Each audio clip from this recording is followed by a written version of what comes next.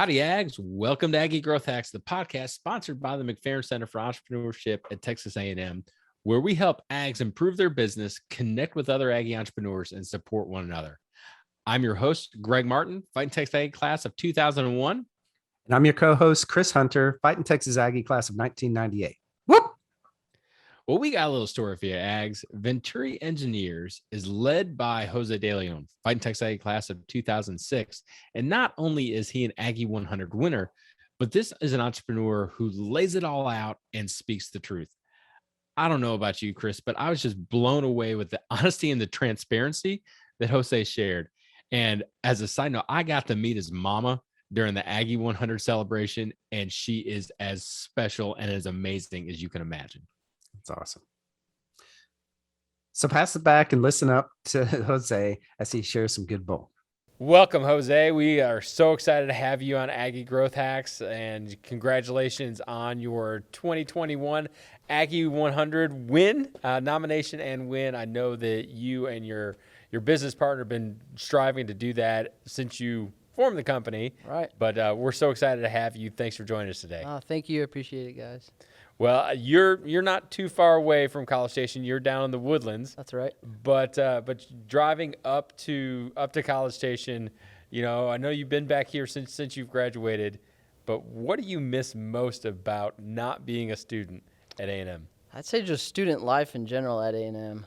People are very friendly, and everybody welcomes you. And I just miss not having all these anxieties and commitments outside of just, doing homework, right, or projects. That's the peak of that your you anxiety. thought was anxiety. Yeah, that you thought it was Right. a big deal, and so it was just student life is such a beautiful phase in life, and I think I miss that the most. Yeah.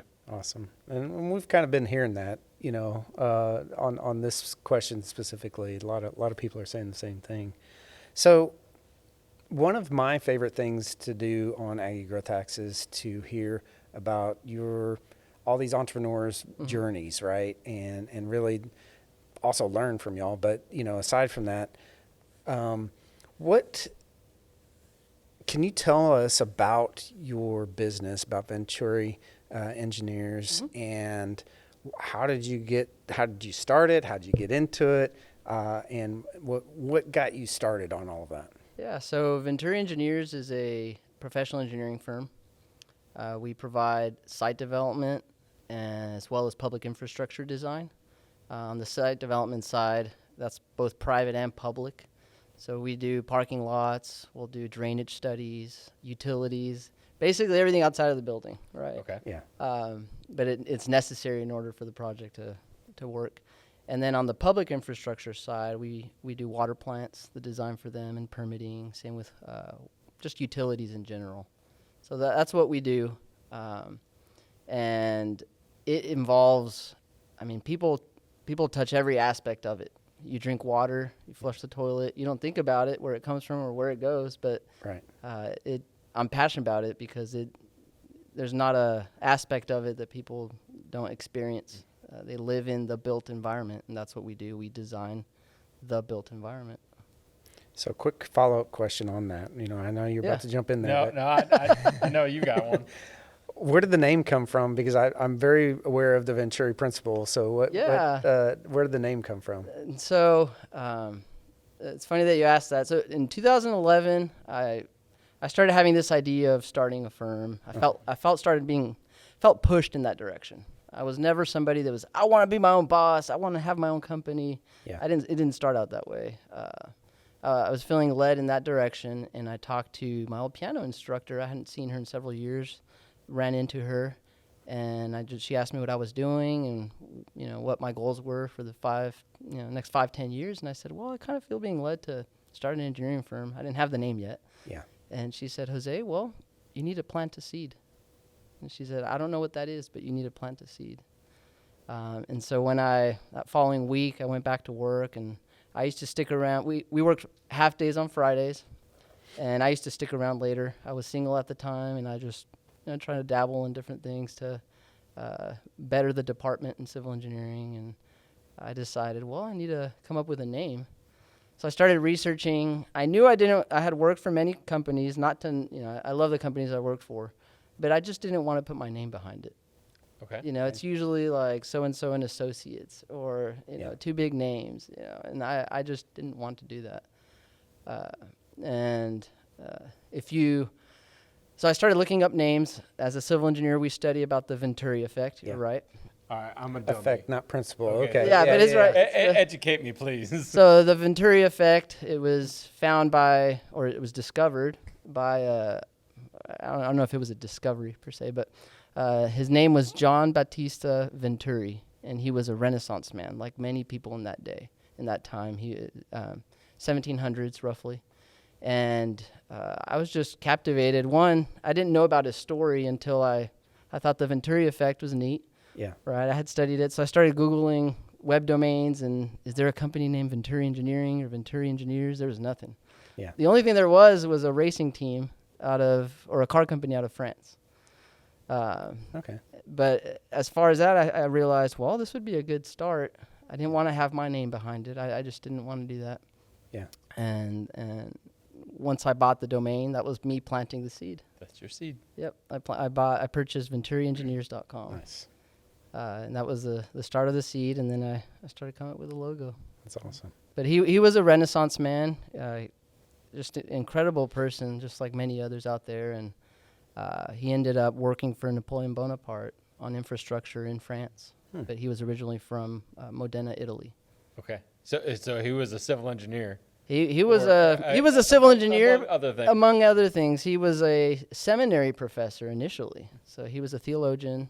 And then from that, he dabbled in science and like Da Vinci and all of those other individuals. Pretty incredible.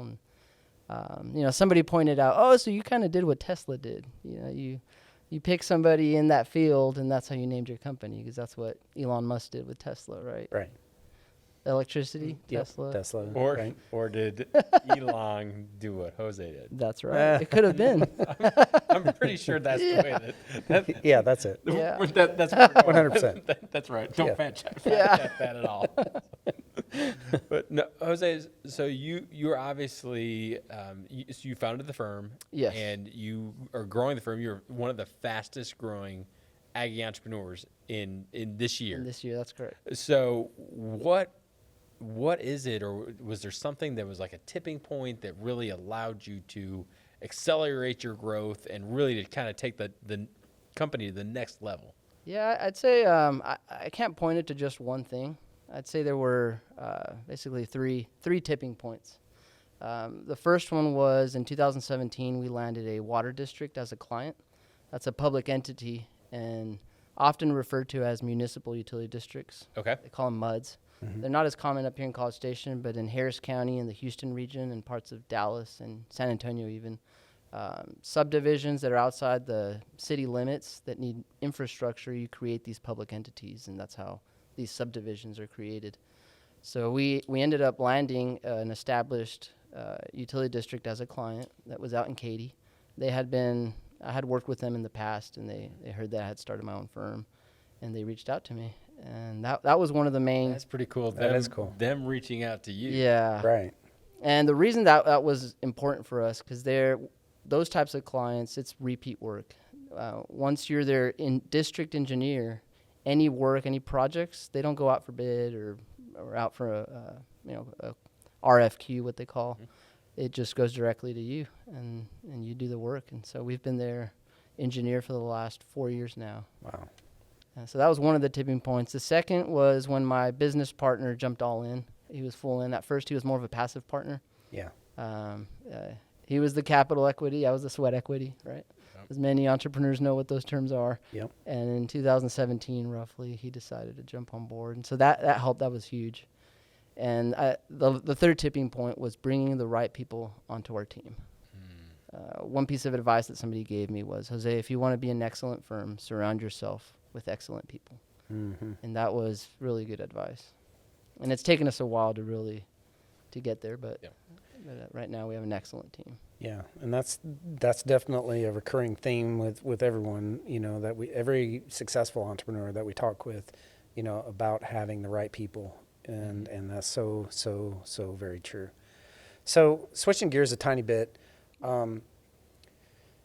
we as entrepreneurs have challenges. We wake up and there's a challenge, right? And we go to bed, there's a challenge. What would you say has been the biggest challenge that you've faced so far, and how have you hacked that and hacked your way through that? Since we're Aggie Growth Hacks, right? Yeah, no, definitely. So early on, I would say there's two. There's challenges that we're facing this year, but I'd like to hit on one that was very helpful for me in hindsight.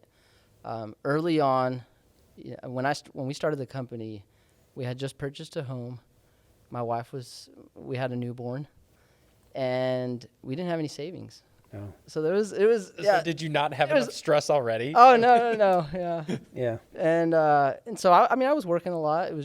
It was me, and I remember it must have been year 2. I already had 2 employees at that time, and I remember there was a lot of stress on my, family life, trying to balance home life and business life, right? But I have to say, the biggest challenge was, I remember pulling up late one day into my driveway. It was late at night. My daughter was already asleep. My wife was obviously waiting for me. And I remember just being overwhelmed and questioning, if I don't stay late and get this work done, the business is going to fail, and I'm not going to be able to provide for my family.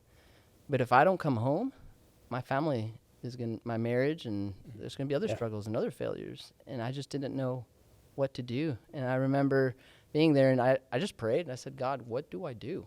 Like, I don't have any give. And as I sat there, I realized, I just thought about the only give I have right now is my sleep. And so what I decided to do, I'd come home at a decent hour, eat dinner, spend time with my wife and my daughter, and then say goodnight. And I'd go back to the office till midnight or 1. And that was the sacrifice that I realized, this is the only give that's there. But I'm not going to let my family fail. Yeah. Because I want my business to succeed. So I'd say that's the biggest advice I would give people is, you can be a success. That's powerful. Man, I know, right? So you can be successful in business, but are you successful with your family? Yeah. Right. I mean, it's all how you gauge success, and that's okay if you want to be known as the successful businessman. But right. There's so many entrepreneurs that in general, right, that right. they're pushed forward by their significant other or their family, and all that support that's there, because you've been through those hard times together. And I'd say that'd be that was, at that time, that was my hack. Yeah. You don't sleep. That's the sacrifice you make, right? But it's for a season. Right. Long term, you can't keep that up. No. But for that season, that's what I had to do. And how long was that? That was 2016, and I probably did it till 2018. Wow. It wasn't every night. I mean, it was, Yeah. As a consulting firm, it's on a project basis. There's deadlines, and yeah, You've got to get them done. Got to get them done, and but my wife was very supportive, and I mean, it really eased home life. Yeah. So what if we kind of fast forward a little bit? The 2020 was a challenging year for every business. 2021 is a different type of challenge. I mean, we're dealing with everything, supply chain shortages, finding the right people. That's how do you manage cash flow in today's environment? A lot of struggles. What's the one thing that you're working on now, and how are you overcoming it? For us right now, the biggest challenge is finding the help. Mm-hmm. I don't know a civil engineering firm right now that is not hiring. And there's a lot of big firms out there, so trying to find talent that that is willing to work and wants to grow and is a right fit for the company. Mm-hmm. And then I would also say that fits the culture. And I'd say that's been a huge shift but a huge emphasis for us is, we might not have all of these things that this firm offers, but look at our culture, and that's starting to be more and more important amongst recent grads, and mental health is a big issue. Time off is more important, more valuable than, the pay. People are realizing that and coming to those conclusions, especially post-COVID. Yeah. Yeah. But someone who's willing to sacrifice his sleep. Right. Yeah, Yeah. right. I mean, both of us were in the military, so I got it. Oh, yeah. There's a time for that. Yep. But to be able to say that's what I'm going to do for my company and my family, then to tell that story to your employees, this is what I'm willing to do for you. Right. That's got to build dividends or bring dividends in Right. attracting people. Yep. And that's it. It's about people, right? Yeah.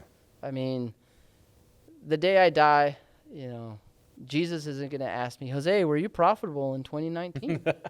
No, he's going to ask me, did you love me? Did you love those I entrusted you with? And were you faithful with the things I entrusted you with? Yeah. And, I've never seen a hearse pulling a U-Haul. Yeah. Right? Yep. And so it's the importance of people in your culture and with your clients and the people you interact with. That's really important. Yeah. Wow. Switching gears a tiny bit. Yeah. I want you to bring out the crystal ball, All right. and I want you to tell me what you're seeing around the corner in your industry. What's coming up? All right. So there's a few big things in our industry, and especially in the region that we're situated in. 2017, Harvey in Houston. Yeah. That had huge impacts on development, commercial development, residential development in the region.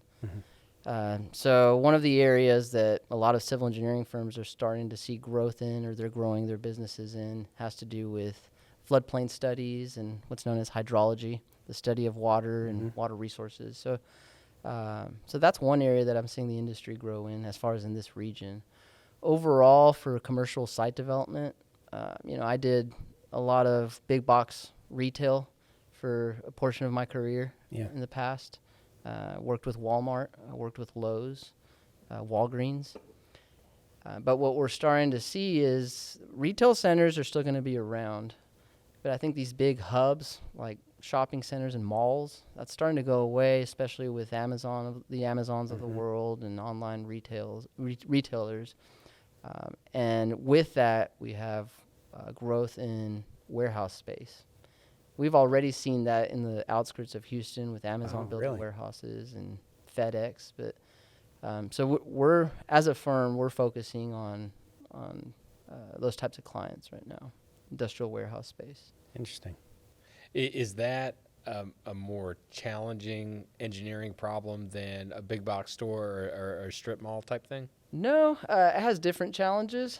In this case, you're more concerned with the impact, the footprint of the concrete you're laying down, and the impacts it has on, the flooding around you, and controlling that and mitigating that through detention ponds and different ways to control that and mitigate it. And as far as traffic is concerned, semi-truck traffic, that affects our design and has its own challenges for sure. But it's just a pivot to a different type of project. What's the coolest project that you've worked on? The coolest project that I've worked on, that's a good question. Curveball right at you. Yeah. I mean, I'd say recently the coolest project we've worked on was Margaritaville in Lake Conroe. Nice. That was opened during the pandemic, the summer of 2020. Okay, great timing. Yeah, it was great timing, and it just had some really neat features. We enjoyed working on that project for sure as a company.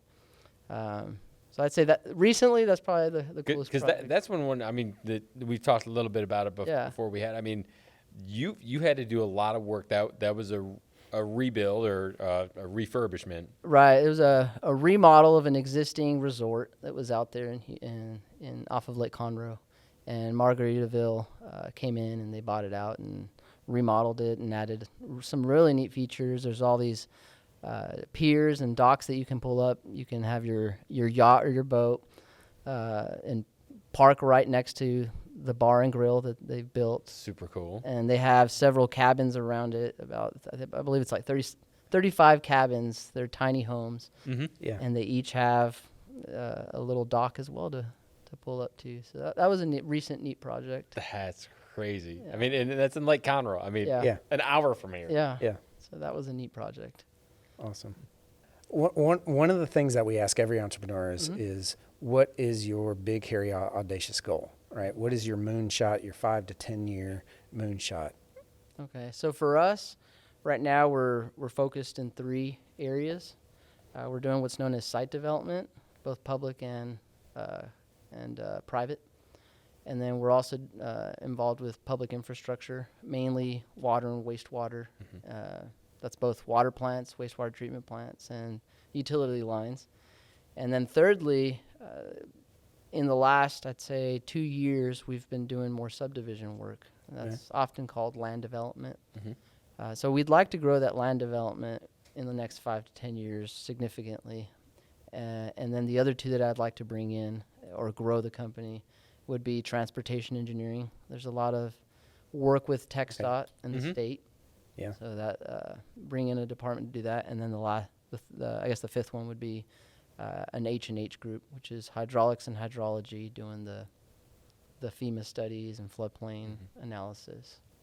So Jose, when you're developing like subdivision stuff, you're working with the main general contractor that's kind of putting the infrastructure in. Correct. All the horizontal stuff before they go vertical or sell off the lots to someone else to go vertical. Correct. So we that's a great point. So we work with the developer. So these are the people that have the vision, the idea.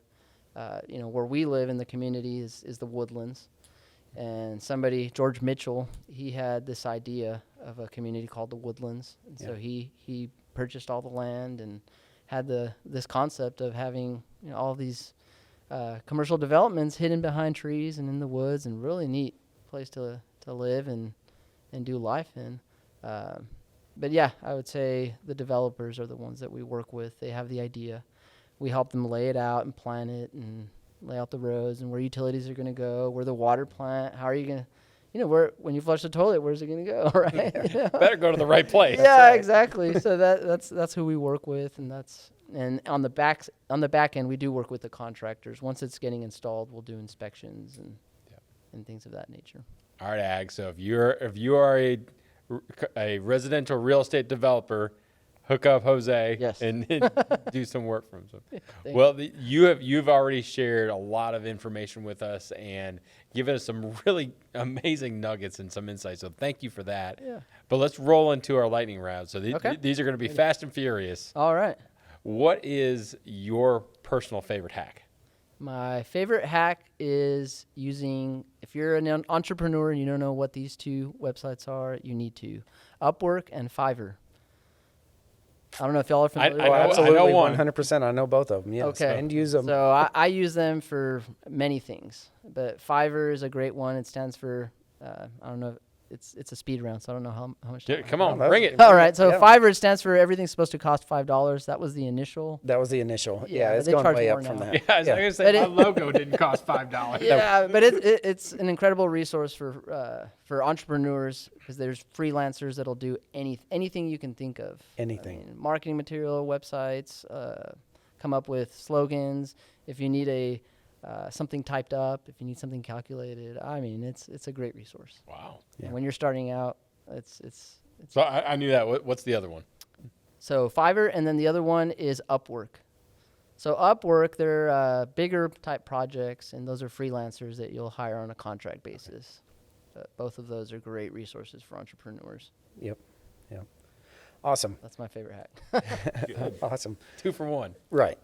So, what is the best advice that you've ever been given?